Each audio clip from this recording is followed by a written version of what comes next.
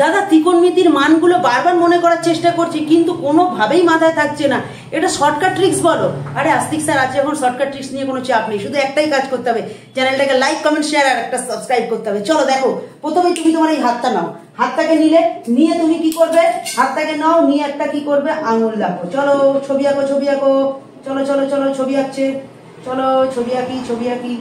ঠিক আছে, আঁকলাম ছবি, ছবি এঁকে নিয়েছি, হাতের ছবি এঁকে নিয়েছি। চলো হাতের ছবি হয়ে গেছে, ইয়েস অর নো হয়ে গেছে। এবার তুমি একটা কাজ করো, এটাকে লেখো 0 ডিগ্রি, এটাকে লেখো 30 ডিগ্রি, এটাকে লেখো 45 ডিগ্রি, এটাকে লেখো 60 ডিগ্রি, আর এটাকে লেখো 90 ডিগ্রি। হয়ে গেল কমপ্লিট। এবার ফিঙ্গার নাম্বার দাও, 0 1 2 3 4। ঠিক আছে, তাহলে আঙুলের নাম্বার গুলো দিয়ে দিলাম। এবার আজকে আমি তোমাদের শেখাবো সাইন। কি শেখাবো? Sine theta. থিটা মানে যে কোনো কোণের মান বার করতে বলবো, ইকুয়াল টু রুট আন্ডার, এখানে লিখবো আঙুল সংখ্যা, আঙুল নাম্বার, আঙুলের নাম্বার, আঙুল নাম্বার বাই 2, আঙুল নাম্বার বাই 2। তাহলে সাইন থিটা ফর্মুলা কি?